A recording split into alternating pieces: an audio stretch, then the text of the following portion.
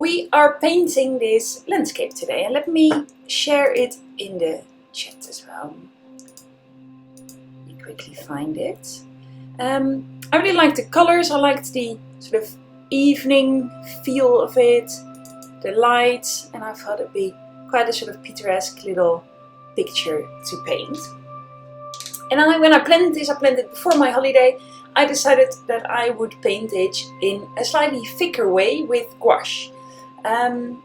If you are not familiar with the difference between gouache and watercolor paint, they're interchangeable. You can use watercolor paint or gouache or both at the same time. But gouache tends to be a little bit thicker and a bit more vibrant in color. And that means that you can layer the colors a little bit easier as well. Whilst sort of traditional watercolor paint is a little bit more see-through and a little bit sort of softer in style, and you can usually see what you've painted before or layers underneath. You can see it sort of shine through. So it's a slightly different technique, but both are interchangeable and you can join in using either of these paints. And I will sort of talk you through a little bit how I'm going to do it. It's got an intricate photo. There's lots of little details in the middle, so I decided to use a fairly small bit of paper today. So if I zoom out a little bit, you can see it is what is half A4, that is A5. So I cut my A4 paper in half and taped it to a board. So I will use a fairly small bit of paper and a smaller brush. I have some small brushes ready, planning to make this a little bit more intricate. But I can zoom in, so I don't think it will make that much of a difference to you. But because there's lots of little details in this picture, I thought I would work a little bit smaller today. So I'll make sure I zoom in. I prepared some paints. I have some paints ready here. Some dark blues. We'll use lots of dark blues. I will use quite a lot of black today as well to mix in with my blue. The whole outside colors around the mountains is very dark, so I have some black ready as well. And some really warm yellows and orange for the middle. See if we can really give it that slightly sort of magical, glowy feel of this picture. So we will start with just a really basic sketch. You can see I prepared something, but I didn't want to make it too complicated. The sketch is just there to help us get started, almost to make a little bit of a plan roughly where things are going to be on the paper. So if you want to start with a sketch pencil, I just made a line sort of where the mountains are going to be. There's basically two ranges of mountains that catched my eyes. I don't want to, in my sketch, don't want to focus too much on the individual sort of shapes of the mountains, but more to divide my paper into sort of roughly the shapes that I'm going to paint. And for the houses, in my sketch I made them a little bit bigger than they are in the photo. It's up to you, you can keep them really small or make them a little bit larger. And my paper is a little bit shorter than the photo, so this whole black area underneath, I think I'll just crop that off. I think I'll start my painting sort of where the light is reflecting on the water. If you want to make that dark area underneath a little bit longer, feel free to move everything up a little bit. But I thought that whole black area is just black. I could have cropped it beforehand in a photo program, but I decided not to do it. But yeah, it's up to you if you want to keep that area in or if you want to move everything down a little bit, same as I did. So, is everyone ready to get started? I think some people have started their sketch already. Yeah. If any questions come up throughout the class, please don't be shy. Feel free to ask me a question, or you can put it in the chat and I'll keep an eye on that as well. So if anything comes up or if I go a bit fast, just let me know and I will answer your questions on the go. So I'll move this out of the way and I will start with my sketch as well. So, quick sip of tea. It's a very rainy day here in England today. I hope the weather in France is a little bit better. So I tend to sketch very sort of quickly and not too precise. So my line here for the mountains is roughly going to be here. So I just sort of make it up. I look at the photo, but it's more so think that's quite a nice line for the mountain. So it's going to be a little bit different from the photo, but inspired by that shape. And this mountain here at the front is a bit darker. So roughly there. The horizon is roughly here. I paint on small pieces of paper quite a lot in my sketchbook, but in these classes I tend to work a little bigger. But I thought for today I would work a little bit smaller. So I'll just do a little zigzag line for these trees, knowing that there's going to be multiple layers of trees, but we'll get to that later. It does look a little bit like a sort of ski resort. It has that sort of German-Austrian feel to it, doesn't it? So this is as much of a sketch as I'm going to make, and I'm going to approach this painting in a way where I'm going to sort of color block each of the areas first. I'm going to layer the colors and just color block each of the areas first, and then go over it and add detail. And that is the same whether you work in a slightly more see-through watercolor paint or if you work in thicker gouache.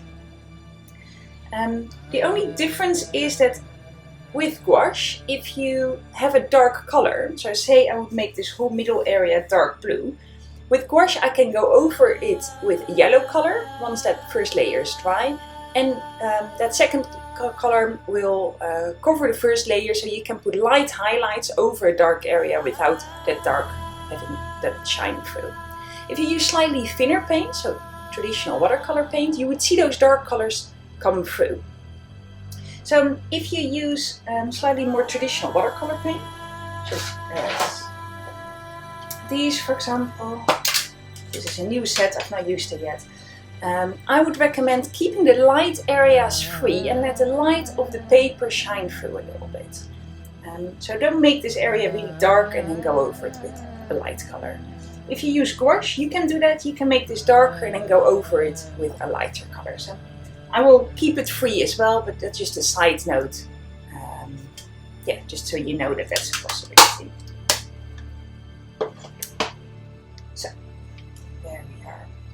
So I'm going to start with mixing some paint. I'm going to start with this really blue, sort of vibrant blue color of the sky and of the mountains. There's a really vibrant blue color in there.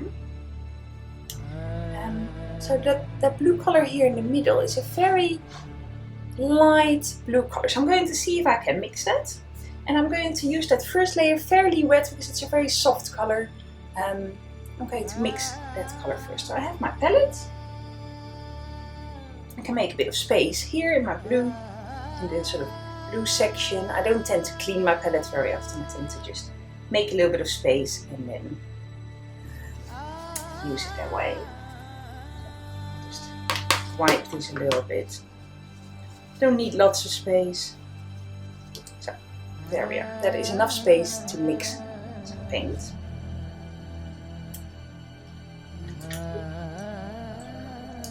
I'm going to mix that by mixing some blue and some white together. So you might have already a blue paint that is the right color. You might have a palette with thousands of colors. If you have the right color sort of there, feel free to just use it. And otherwise we're going to mix some blue. Maybe add some white to it. So, nice light color blue. And if it does not exactly the same color as in the photo, that's absolutely fine.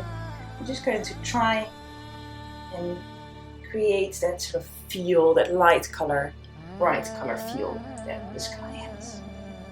So, there we are. I think that works quite well for this color.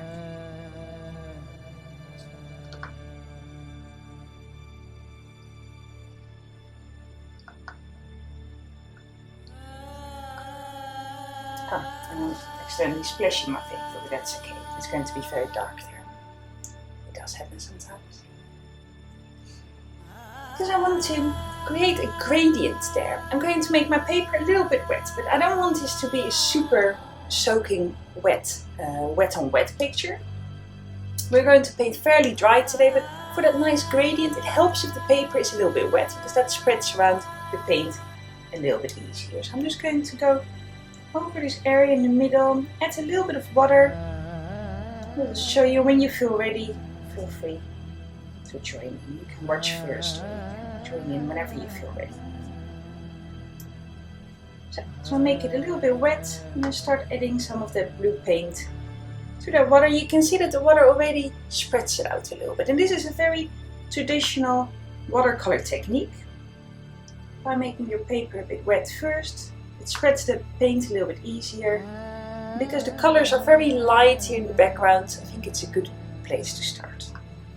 So are you doing the sky as well at the moment?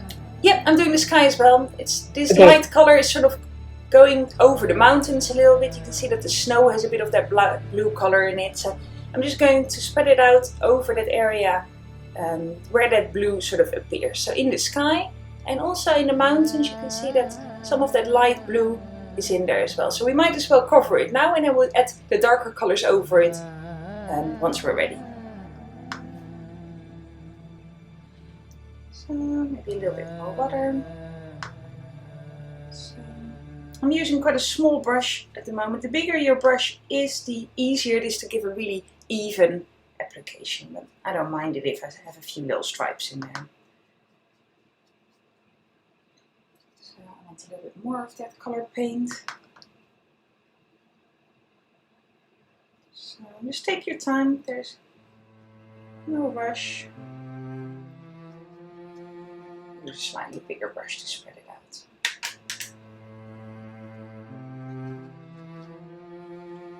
So remember, you can always add some more water to your paper and to the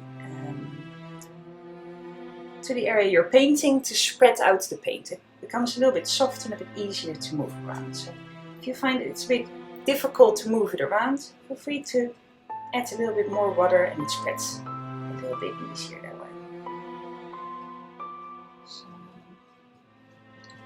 I decided to go all the way to the corners, and I'll go over it with a darker color there in the edges. So maybe even a little bit lower than this.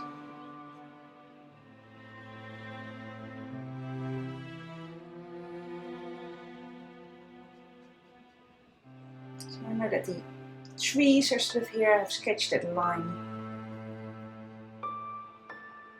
I'm just spreading that around. So there we are. There's a nice base color for the sky and these light areas in the mountains. I'm going to let that dry a little bit.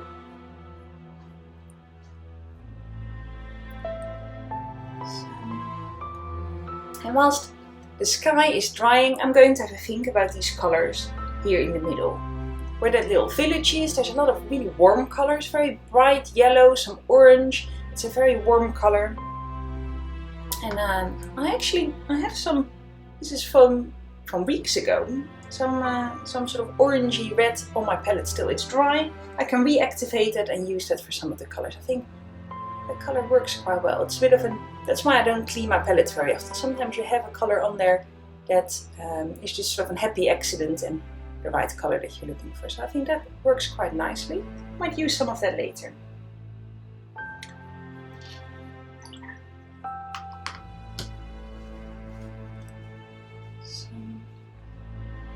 I think a good base color for this village is that light yellow. I tend to start with the lightest colors that I can, the lightest color that I see. So I think that bright yellow is a good place to start. It will give a nice warm feel to that village. To that town. So mix up a little bit of that on my palette. It's a very lemony, bright yellow. And when you're ready, feel free to join in. I'm just going to start from the center. And that whole area is going to be a little bit yellow. The trees are going to be green. There's a little bit of green around there, but green and yellow are very close together, so it's fine to use a bit of yellow for the base color there as well. Just use some water, spread it around. Maybe here in the water as well, where the reflection is. It's okay if it's not super precise. This is more about color blocking the area than it is about making a very precise drawing at this stage. And I can still see my sketch through it. Actually, my sketch looks a little bit darker because the paper is getting wet. It makes these sketch lines look a little bit darker. So I can see them through my painting. And it sort of helps knowing roughly where I'm going to go. So, if it mixes up with the blue a little bit, that's absolutely fine. There's this green in the middle here. I might do it a bit on purpose. Those trees have a little bit of a green tone, so if the blue and the yellow mixes up a little bit, that is absolutely fine because we're going to make that area green anyway later. So.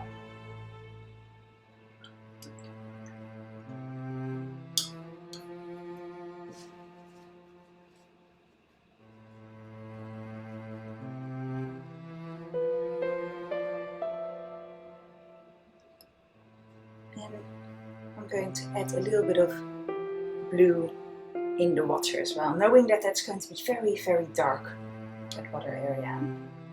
I think blue is a good base color to start there. So I'm adding a bit of blue here, and again, if it mixes up with the yellow a little bit here on the edges, that is absolutely fine. You can see in the photo that that green from the trees reflects a little bit in the water as well. So if it mixes up a little bit, don't worry, that is absolutely fine. I'll just finish this area and then take a moment before we do the next step. So take your time, there's absolutely no rush.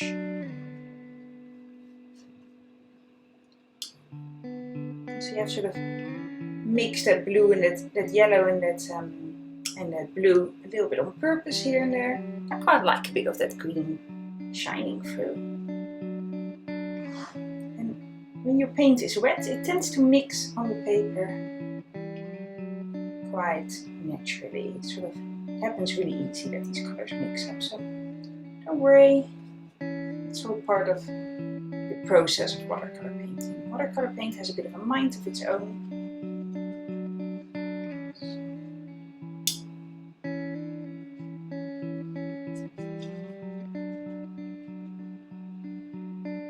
So there we go.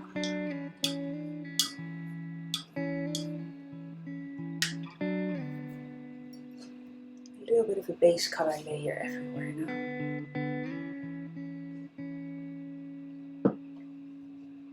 I think I can take my sketch away. Gives us a little bit more space at the table.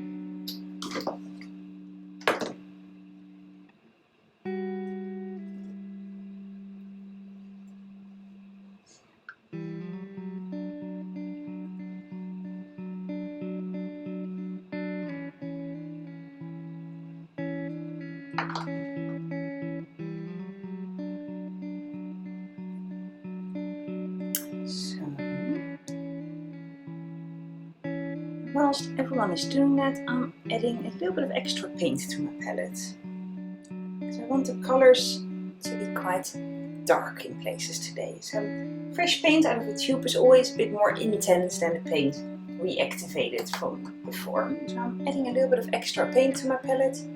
I added some really dark blue. I have this really deep dark blue. On the camera it almost looks like black, but if I paint with it, it's more of a dark, I think it's a cobalt blue, a really dark blue color. I added some black because I think some of these areas are very, very dark. So I made sure I have some black ready and some really light, vibrant blue that I can also mix a bit with the dark blue but give a slightly different tone to the painting. All those little white stars in the sky, I'm going to add those last. That's the last thing I'm going to add to my painting today. So I'm going to start with my blue and dark colors for the mountain. This is slowly drying. I can feel that my paper starts to dry. I did not use lots of water today, so it should dry fairly fast and it's not too cold either. So my paper dries quite fast. Everyone's paper dries at a different speed, so you can often just feel it and see if it is dry enough to paint over. And the drier your paper is, the easier it is to be precise. The wetter your paper is, the more it blends in and mixes up together.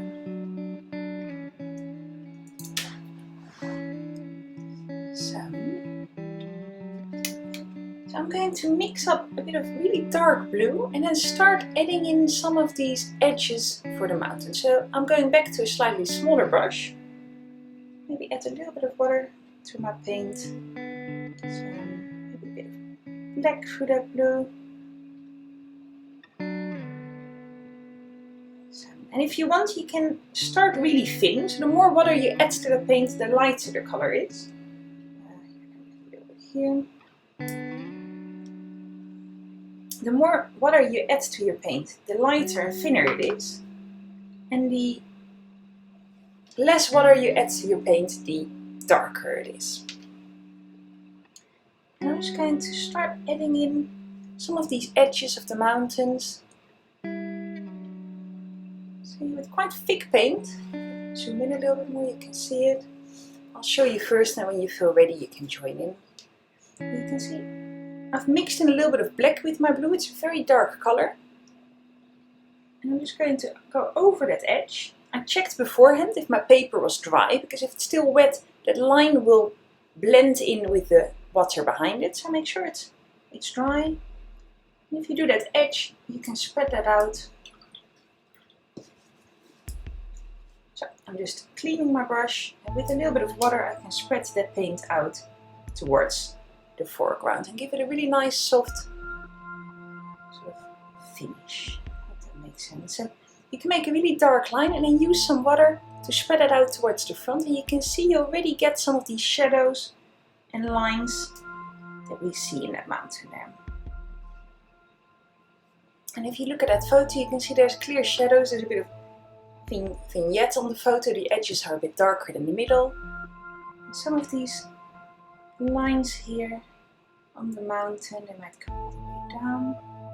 Just taking my time to make it feel like a mountain. And we have some of the light blue shining through, so this could be the lighter parts of the rocks. So,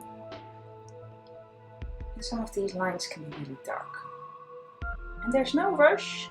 You can use your paint a little bit more watery and just build it up slowly, or go straight in with a slightly thicker layer and give this a really dark edge. I'm sort of going to do that all the way to the other side. So when you feel ready,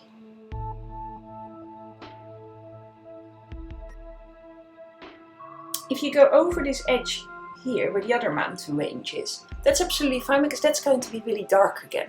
So if you find that, say, this went all the way to there, later on when we're going to add this dark layer there, we'll cover that area. So it's absolutely fine if your if that mountain sort of continues a bit over the other one.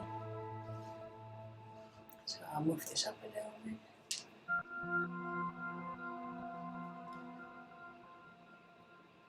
What I'm trying to do is make that edge not super straight. You need a mountain that has all these little rocks, and there's that edge of the mountain has a lot of sort of zigzags. I don't want it to be a really smooth mountain. I want it to be, yeah, quite natural. So see if I can move my brush a little bit in a way that makes that edge a little bit,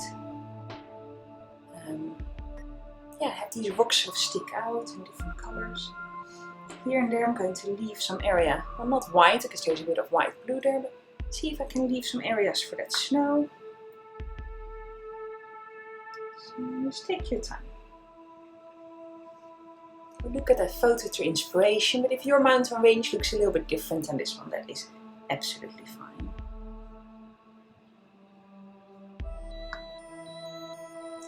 Maybe this area is going to be a bit darker. I like the idea of there being some darker lines and some lighter lines in there.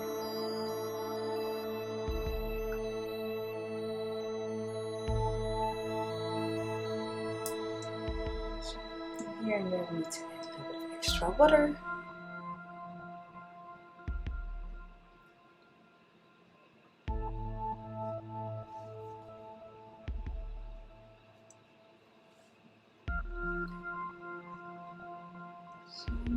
Mountains often have like folds and crevices that are a little bit darker. In some other areas they catch the light and they're a little bit lighter. So here and there I'm going to make a dark line, and then in other areas I add a little bit more water and soften it. So it's a bit of a game. So I'm using this really fine brush. It has a nice fine tip. A bit of lighter blue here as well.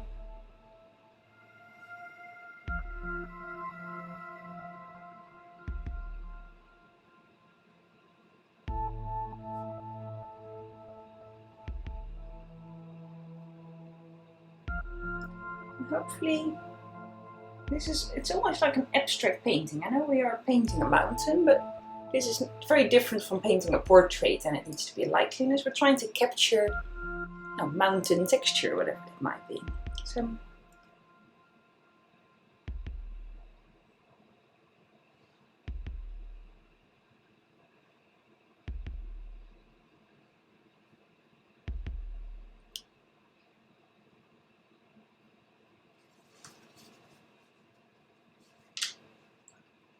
I always keep a little bit of tissue paper at hand, but if I find an area a bit too dark, or if it was really wet and it spreads everywhere, you can always soak it up with a bit of paper.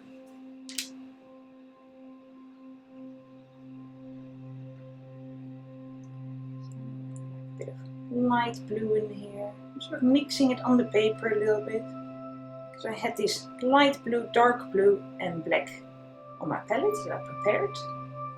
So maybe here and there I'll add a little bit of light blue into that mountain.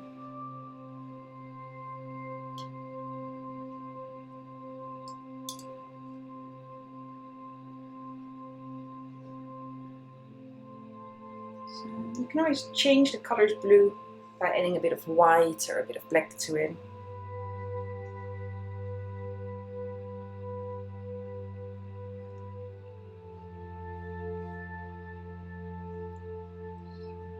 I think I'm going to let it dry.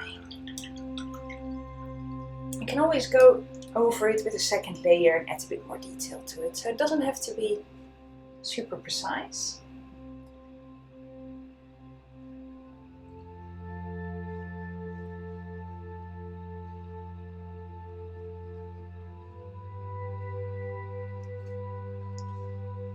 So I know I want to make the sky a bit darker later on as well, but for now I'm just going to let this mountain range dry a little bit. So let me zoom out, see what it looks like at a little bit of a distance. Sometimes it makes a big difference if you look at your painting from a distance or really close up. So I think it starts to feel a bit like a mountain.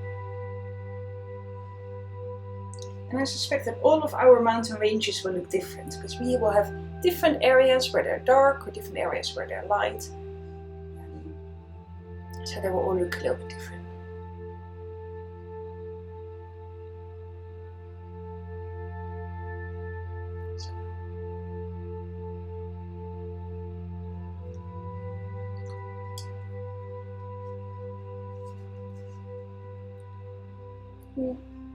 I'm going to do a similar technique on this big sort of hill mountain. I'm not 100% sure if it's part of this larger mountain but just with more forest on it, or if it's actually a different hill. If you have downloaded the photo from the chat, you might have a bit of a closer look, but I'm sort of going to treat it as if it is a different, new hill, even though I think it might be connected to the other range. And that area is quite a bit darker, so I have some of these darker areas in this top range, and I think these are the sort of colors that I'm going to go for down here. And I want to make sure I stop sort of roughly here where the yellow is, where the trees are going to go. So I'm going to cover this area in the middle with these darker colors, leaving some of those light areas shine through. I'm going to use a little bit more of this black and blue color I like to add in a little bit of black with this paint. I'm going to do the same as I did before, just on this edge from left to right. If you're left-handed, you might want to go a different direction. So adding a little bit of water and just starting to color in that second range. And if it bleeds in a little bit with the mountain above, that is absolutely fine. We are painting in watercolors and gouache, and this is a type of technique that is a bit loose, and it's okay if colors bleed in together a little bit. It is not. It's different when you draw with ink pens, for example, and every line is very purposeful and every line is there to stay. When we paint like this, it is okay if your paint has a bit of a will of its own. So here a bit darker. You might have noticed that if you make an area a little bit wet first, that the paint sort of bleeds into these wet areas, and if your paper is really dry, the paint will stay where you put it a little bit more easily. So you can play around with that by making an area a little bit wet and move the paint in it and then see what happens, what sort of effects you're creating.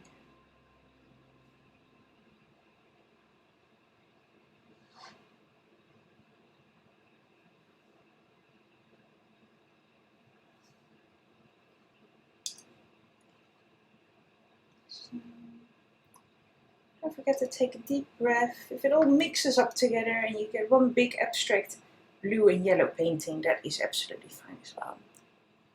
There's no pressure in creating anything perfect. So, a little bit more water here.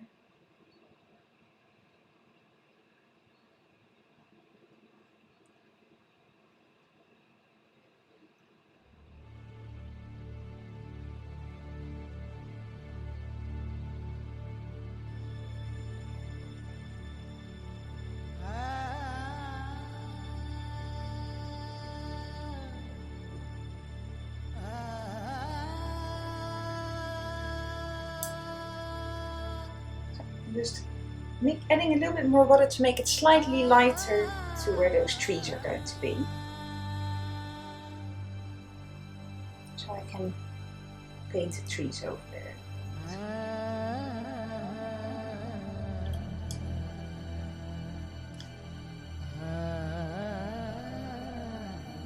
So if I zoom out a little bit, I like this dark area here. I think I might make it a little bit more dark around the edges here. Sometimes taking a moment to sort of step away, see what happens if you want things a little bit darker and light. So.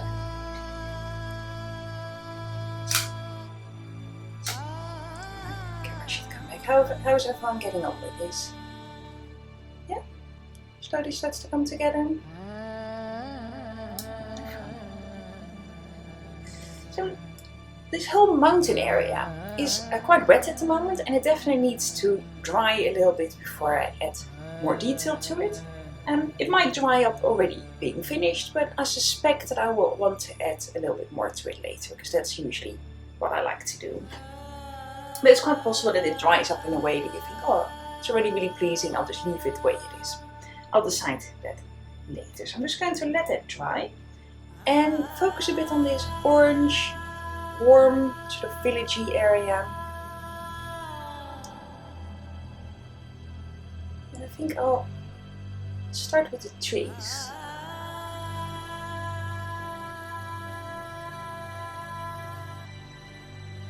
My plan is to add some of these trees that are a little bit green first, and then go over it and add some more of these orange sort of autumn colors over it. And the trees in the back, they all seem to have these really long pointy shapes, and then there's some trees in the foreground that are a bit more rounded, a bit more, but these are pine trees, and then whatever a normal tree is, not a pine tree, a bit more in front. So just taking a moment to look at those shapes, what sort of jumps out for you.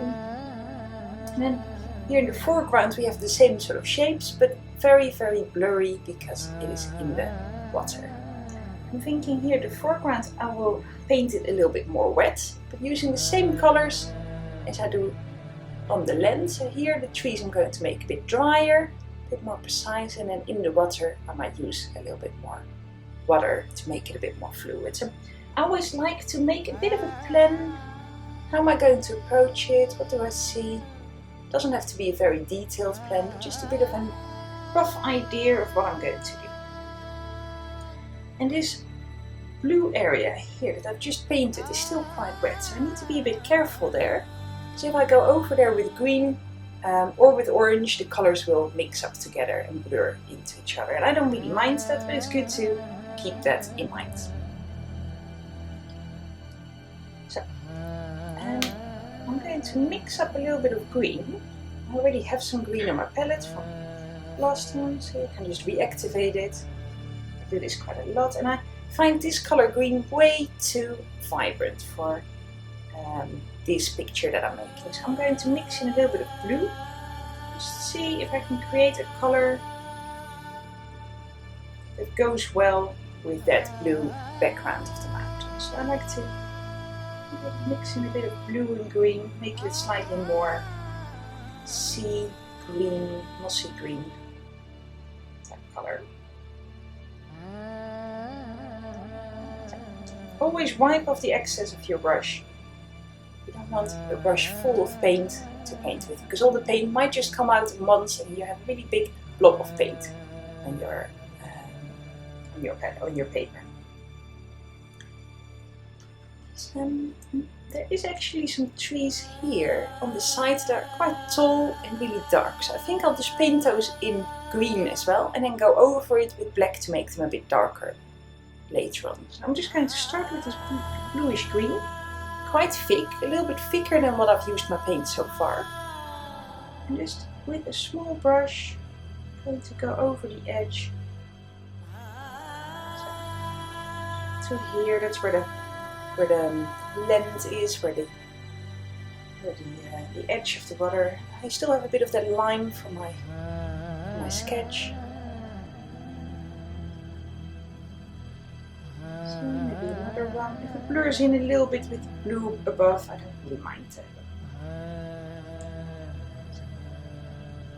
So you can see, because I use my paint quite dry, I keep these little white edges of the color underneath shine through. When you feel ready,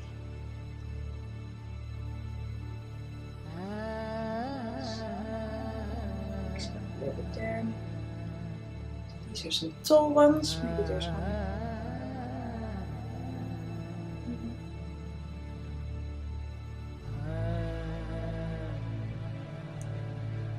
So you can see I use my brush in a way, it's almost like dotting it.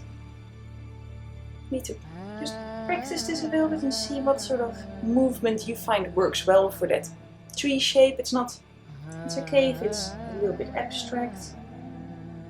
So I just want to go into the edge of the house. I'll paint that house there later, maybe slightly more yellow in there.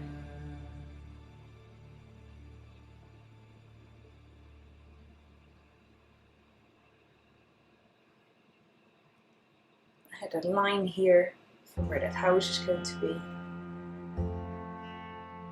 Still I can see that sketch through. So I'm just going to go over that edge and start adding some little trees. What I like to do is use a slightly different color green here and there. So I have a bit of that yellow here still that I used for my first layer. I've got that dark green, some light green. So every time I dip in my brush in the paint, I can choose to have a slightly different color.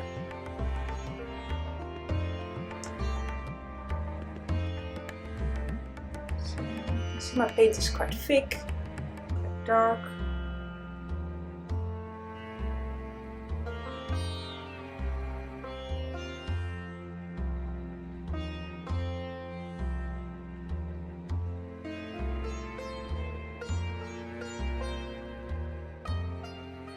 This side I'm going to make the trees a little bit more orange, so leaving a bit more space there. You can make it up a little bit yourself. if you want the trees to just be a bit more, if you want the painting to be slightly more green painting, you can make it a bit more green. If you want it to be slightly more orange painting, you can keep this line of green trees very thin.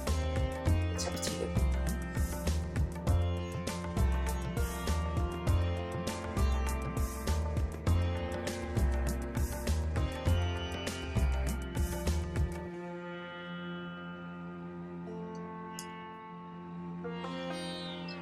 Adding a tiny bit of green here in the water, but very watery layer. So if I add lots of water to my paint, it becomes a very see-through, translucent, transparent, I should say, paint.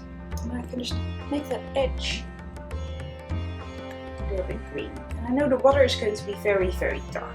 That edge that is blue now, I think, will be mostly black. So I actually feel like slowly and steadily painting already starts to get a bit of shape.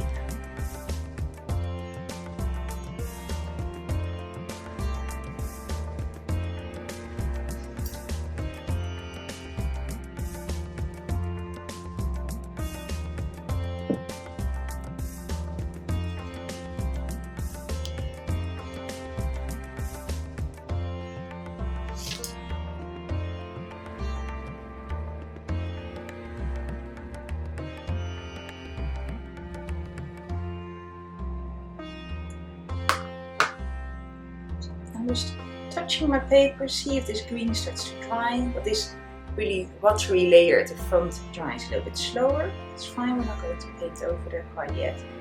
I'm just testing, really lightly touching my paper with my finger to see if it's drying evenly. I think most of it seems to be dry. Some areas here are a bit shiny. You cannot really see that on camera, but some areas are clearly still wet and I can see it because it's a bit shiny.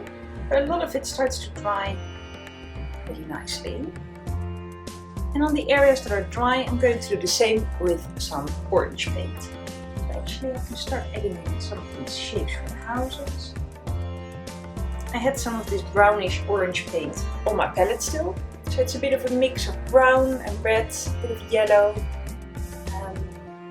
sort of autumn colors together creates a sort of warm brownish orange. So you have to see what colors you have, if you can make something a bit warm, a bit of red, a bit of yellow, maybe a bit of brown in there. See if you can find some colors that work together to create a nice warm orange. So, because I have this really small brush, I can make quite fine lines. I'm just starting to add in maybe a little bit of details on these houses. They seem to have little balconies, there's some trees in front. If it mixes up the orange and green a little bit, that's fine, because orange and green together form brown. And brown is a color that works quite well in this background. So if you do find that your green is not completely dry and you go over it and it mixes up, that is absolutely fine. It happens quite easily.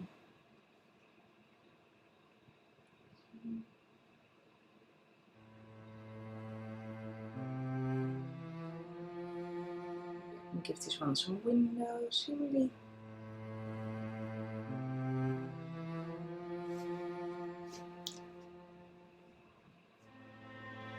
And a lot of it is about creating suggestions. So something like a house, just by having that sort of pointy roof shape and a few windows, it instantly feels like a house. So if I zoom out, I think that feels a bit like a building, a bit too light maybe still.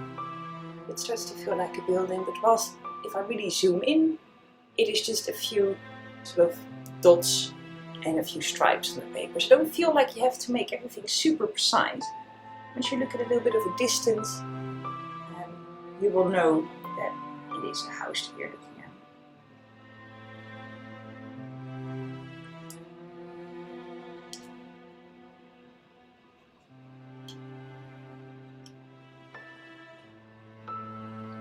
does look a little bit like this village is on fire at the moment.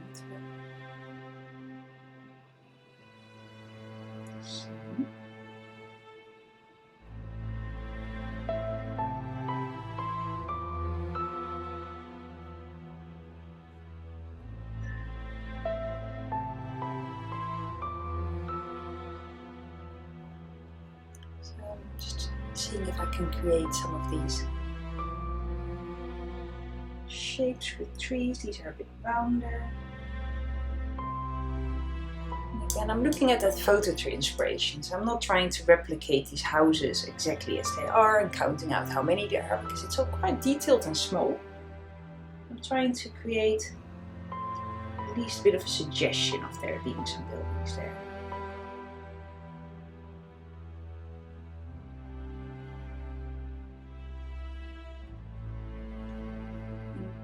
If you look at the photo, there's quite a lot of black between those buildings as well, quite a lot of dark colors.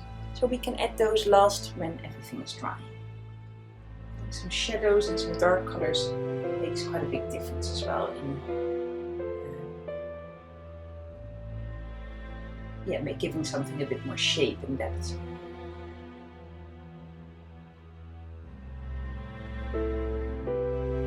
Especially between the trees and between the houses.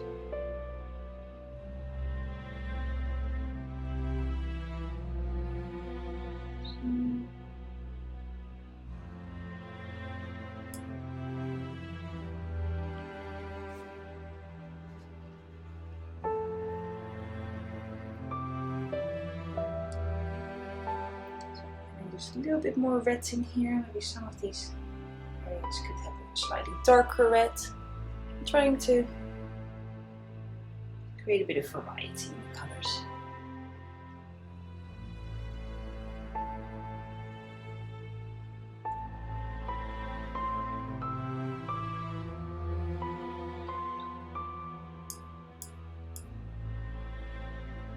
So these can be a little bit more green here. You can always go back, and because it's a small brush, we can add in a little bit more green and yellow in between.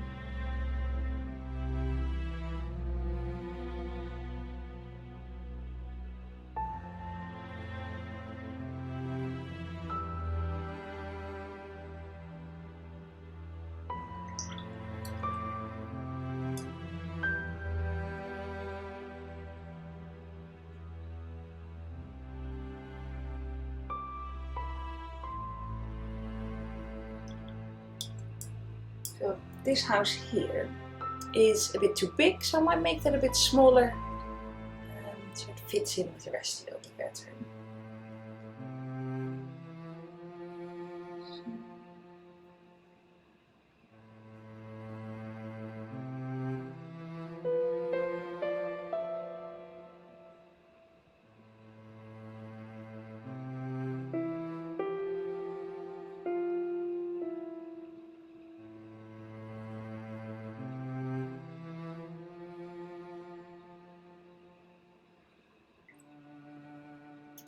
So I'm just going to let that dry for a moment.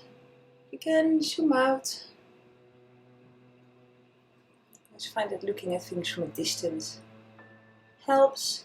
I think the trees could be a little bit more defined, because now it starts to dry up and all these colors seem to blend in together quite a lot. So I'm going to let that dry, and then I can make them a little bit more defined by making the background a bit darker.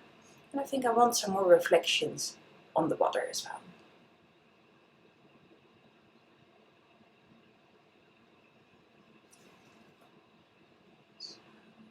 Sure, I'm sharp again. There we are. So I still have some of this red and orange color left, and I'm going to use that a bit on the water. I'm going to make this a little bit wet first. I'm just going to create some wet stripes on that water reflection, so, and then see if I can add in a little bit quite watery, and using my paint much thinner than I did here on the houses. A little bit of water to it. See if I can create a little bit of that reflecting on the water effect.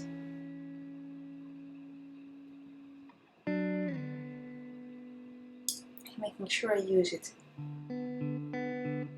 Basically adding wet stripes from the top down and then adding a bit of paint to it and see how that dries up.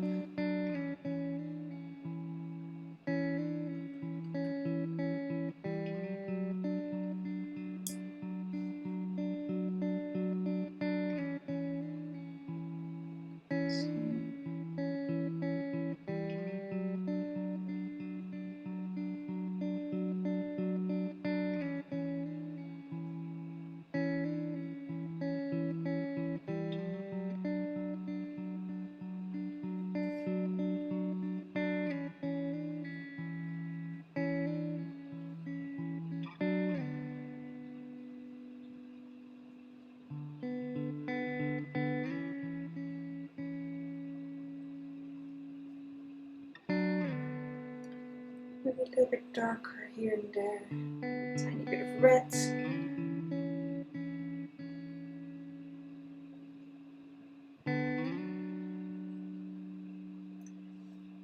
So you can see, because I added those stripes of water first, the paint does sort of blur out and mixes up together, but it does tend to stay within the areas that are wet. So you can create effects like that by making something a little bit wet first and then adding some color to it. So I'm going to, again, let that dry.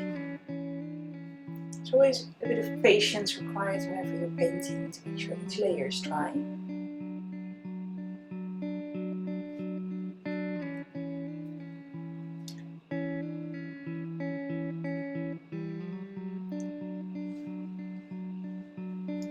So, there we are.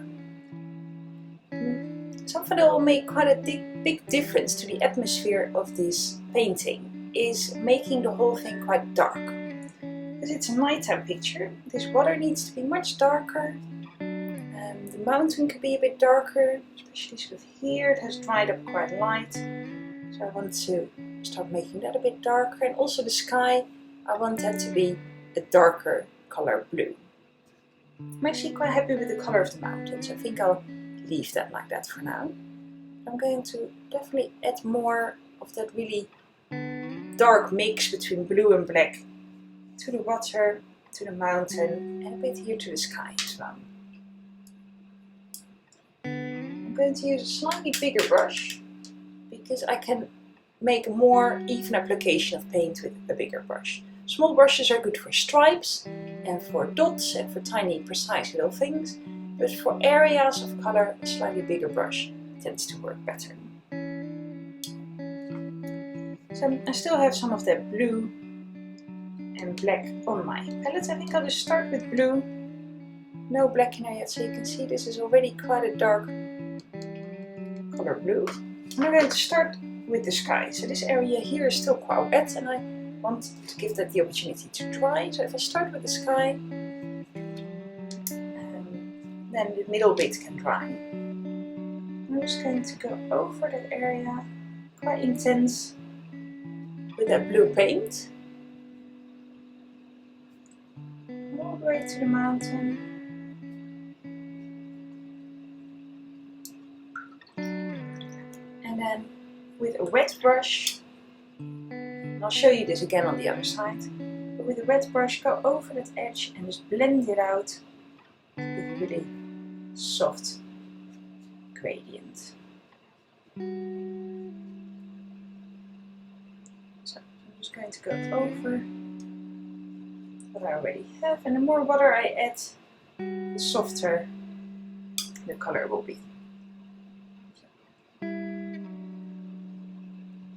Now I'll show you again on the other side. So if you want to make the sky darker, or this works with any color, if you want to make part of your painting darker, I usually start with just adding paint quite thickly and then go over it with a wet brush to spread it out and make the color softer.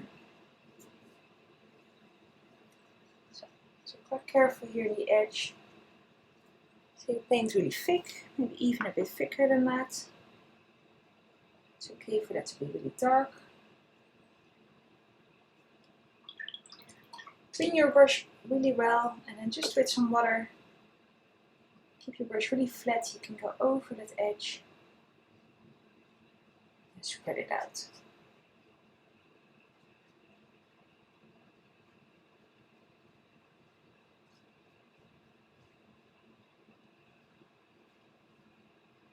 I'm going to use the same technique to make that water darker as well.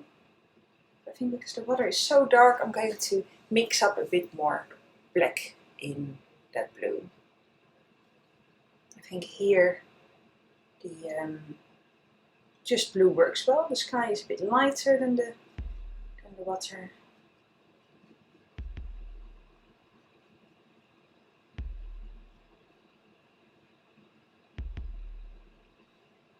And it is a bit shiny with the light from my window shining onto my paper, but as soon as it dries, that shininess will go away.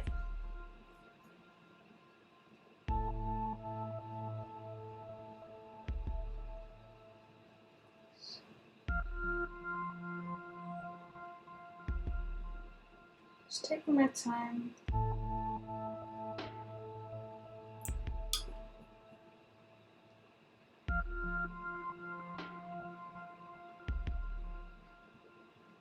So.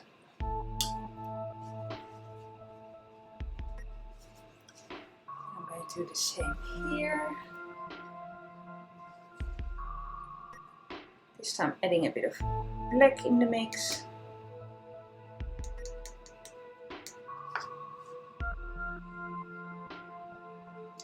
This can feel quite scary if you have a really soft, delicate painting to go over it with such an intense color.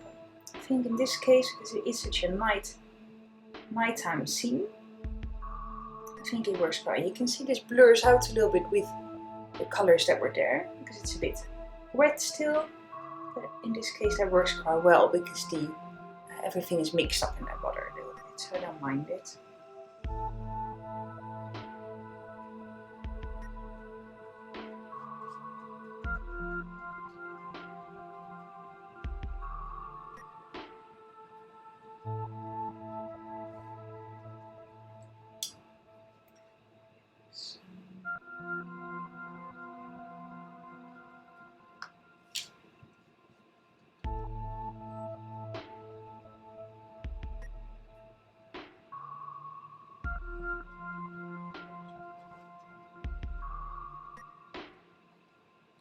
I think that makes quite a big difference already.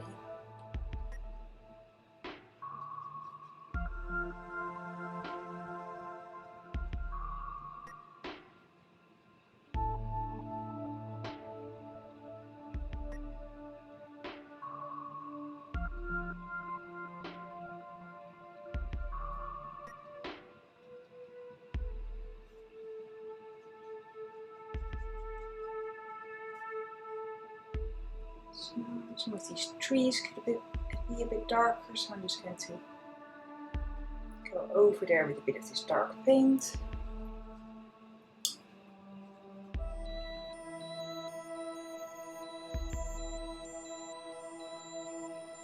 Go over this edge a bit with some water, it blurs out. Water always drags the paint sort of towards it, so if you make a bit of the paper wet, that paint will sort of want to go into that direction.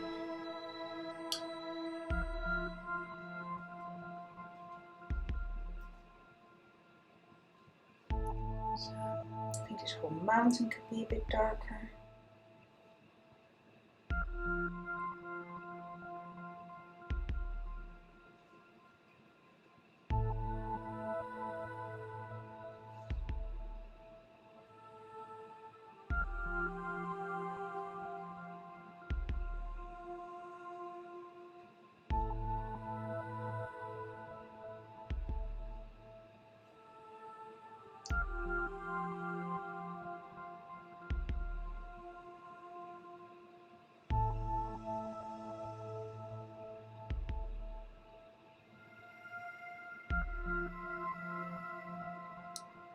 So I'm still using my big brush, but I am considering moving to a slightly smaller brush here, so I can go in between those trees You can see in the photo that the area in between the trees is really dark. The trees, they are lit by the lights of the town, but behind the trees is a dark mountain. So you can see there's some dark areas in between the trees. So I think I might swap to a slightly smaller brush and make that mountain a bit darker so the trees stand out a little bit more. So, not too wet. These trees, they're dry, so I can go in between, start adding in a little bit more.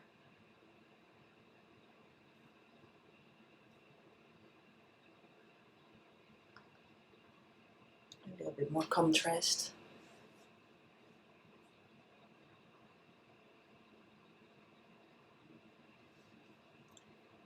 And here, the more water you use, the lighter that color is going to dry up. So the thicker you use your paint, the more opaque it's going to be, and the more water you add to your paint, the more translucent, more transparent, more see-through it's going to dry up. So you can play around with that a little bit, because maybe you don't want the area to be completely dark. Maybe you want to have a little bit of that color shine through. But then make sure you add a bit of water to your paint first. If you want to cover an area completely, then maybe just use your paint a bit thicker. So you can play with this a little bit. Decide that some areas, maybe you want to see that green shine through a little bit, and in some other areas, maybe not.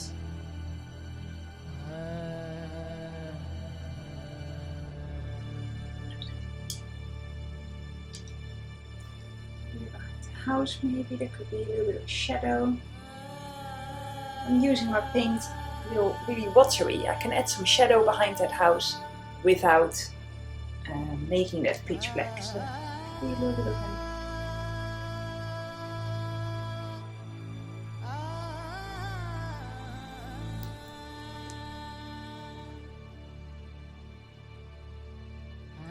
shadow behind that roof. See if I can make that look a little bit like the roof is a different object from whatever is going on behind it.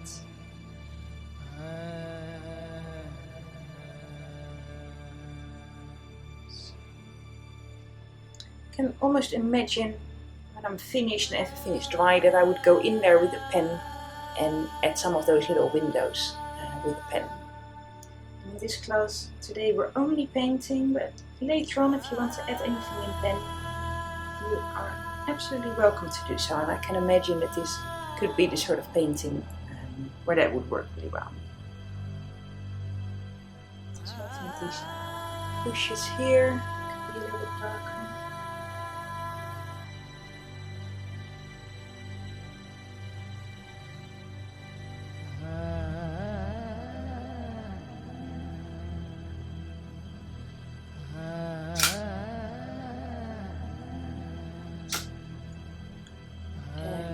Again, sometimes my lens turns off for a moment. There's a bit of shadows here in between.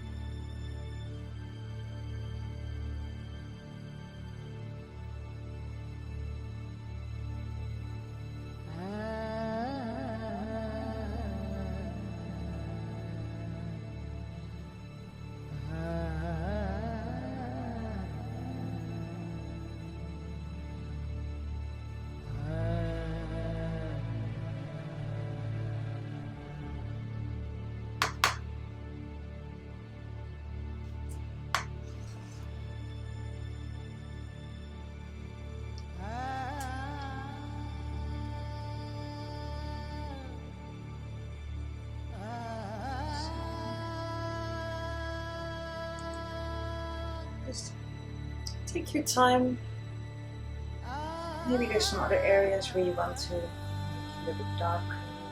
You could even go over areas with a bit of white paint and add in some highlights back. I've not done that yet, but I will do that a little bit before I finish my painting.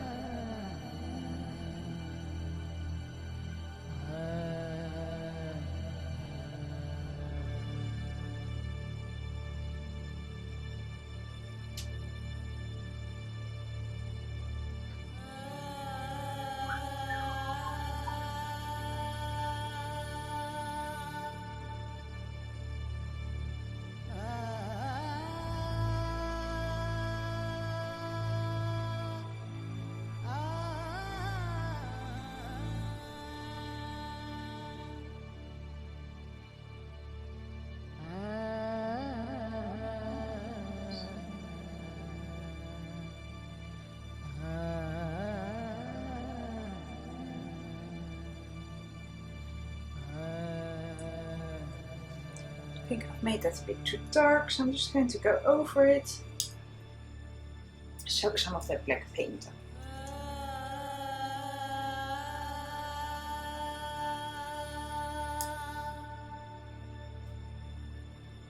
It's easy to get carried away a little bit. You can always make an area a bit wet again. Soak some of the paint up. And we can always go over it with a bit more red and green as well. Finish dry.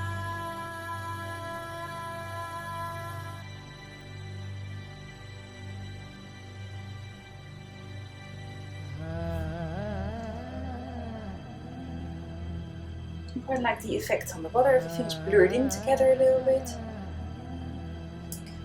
That looks quite nice. I think the trees, they don't feel quite tree-like to me yet. So I'm going to let that dry and then go over it, I think, with slightly thicker green paint again and give these a little bit more shape.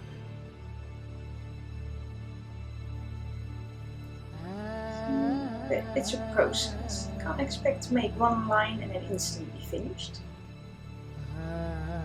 So slowly searching for the right balance and the amount of light or darkness that we were looking for.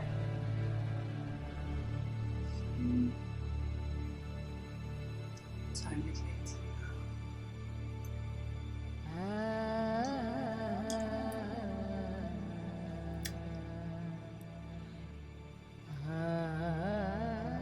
I think this mountain here could be a little bit darker as well, and I have some of this light blue paint that I used in the beginning, because I don't want this to be the same color as this one, but I want the color to be a little bit more intense.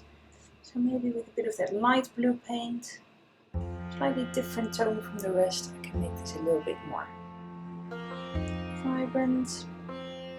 There's this corner here, which at the moment feels quite light.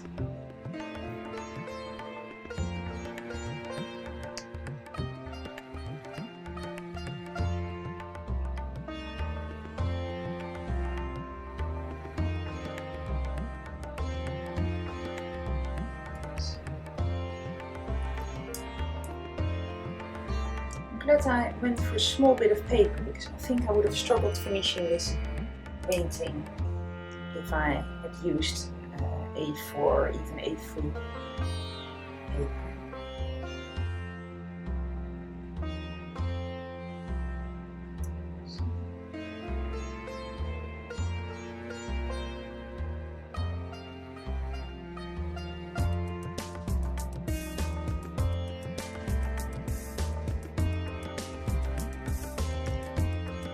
Maybe this area here could have a few more of those lines.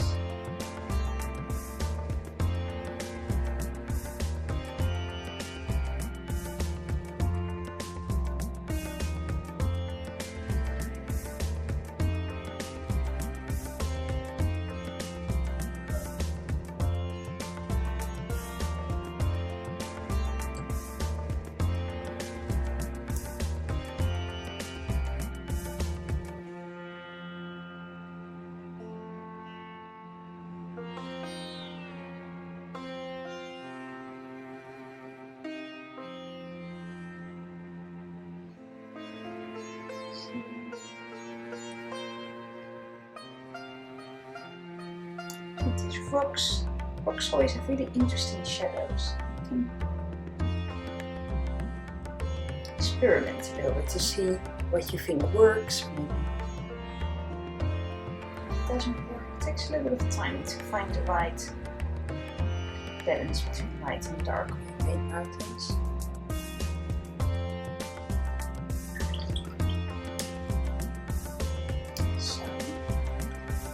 I think I need to let her feet dry for a moment.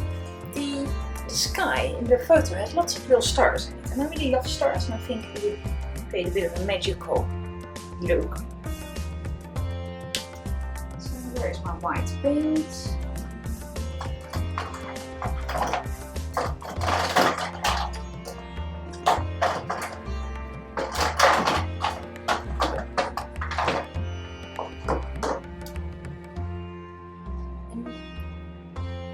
To create white stars, white gouache works really well because it's very opaque.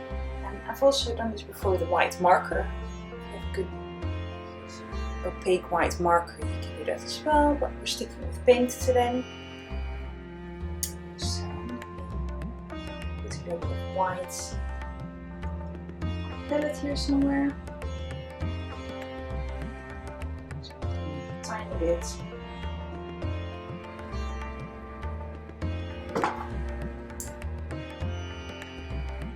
I'm going to add some little stars to the sky. You can just create little dots, or you can make your paint a little bit wetter and splash it like this.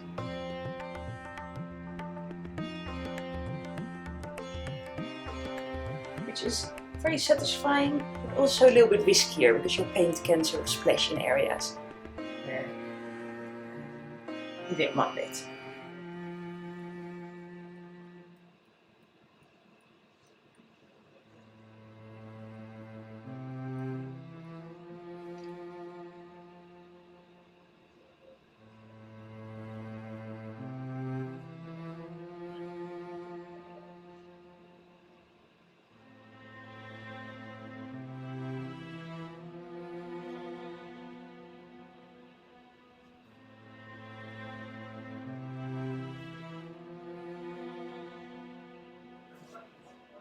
Some of my stars a little bit big,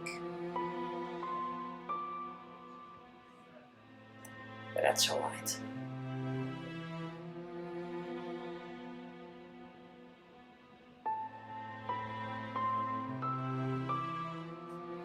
Maybe some of these could be falling stars, they could be that way.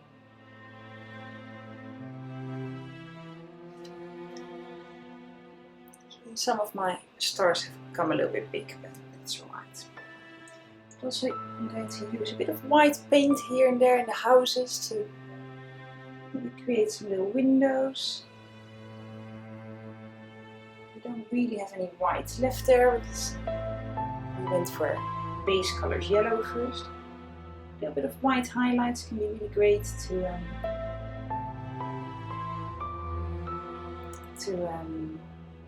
yeah, give a bit of accentuation to things.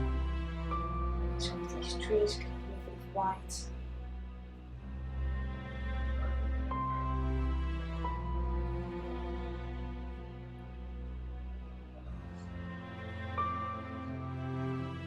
Some of the mountains could have a little bit of white on them as well. I'm not actually very sure.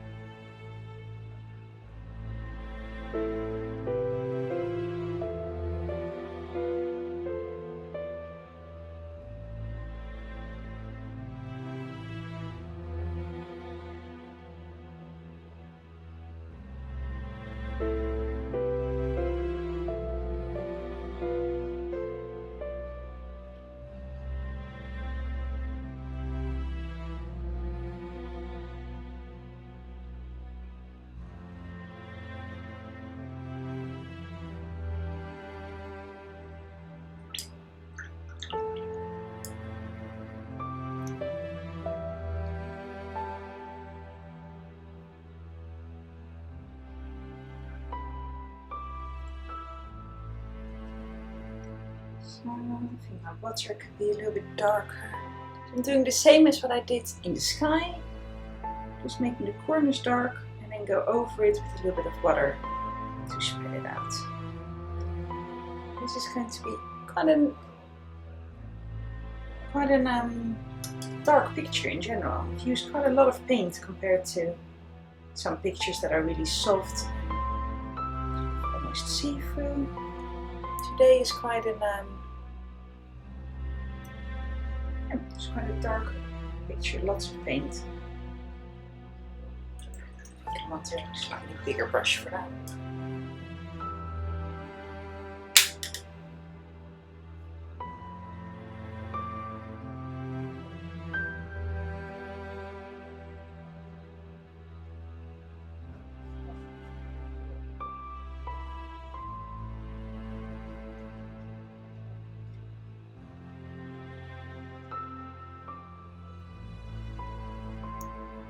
I don't want this to look like a hole though, so I don't need to.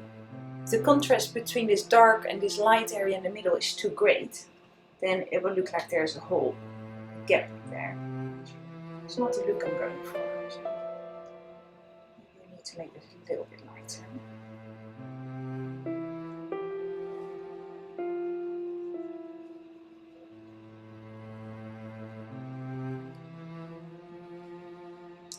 See what I mean? Because here the edge is so dark, it almost looks like there's a big hole in the middle. So I need to either make that whole area a bit darker or keep this a little bit lighter.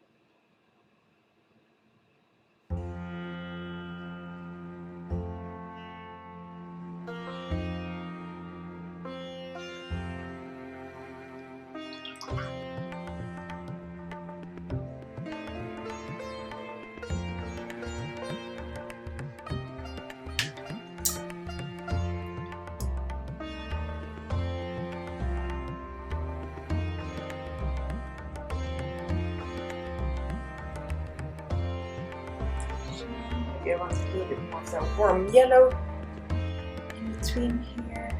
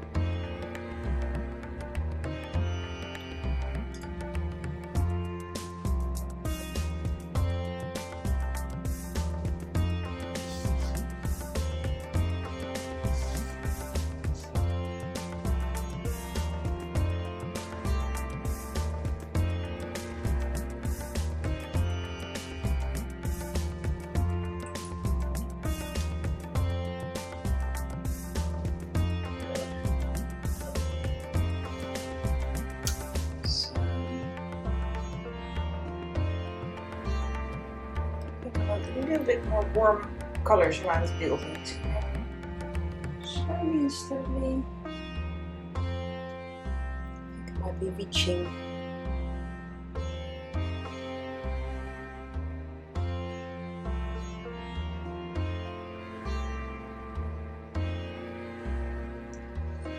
Whenever you're painting with either watercolor or gouache, I would recommend having just 1 tube of gouache, even with your watercolors, and that is a tube of white.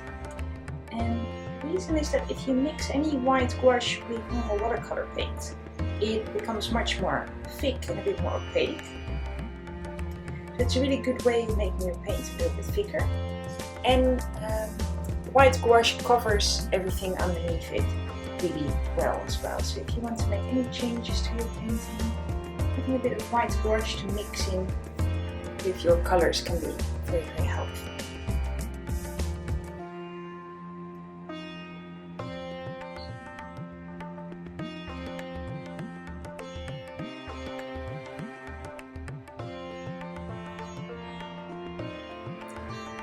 Making this a bit messy, so stop meddling, stop tinkering.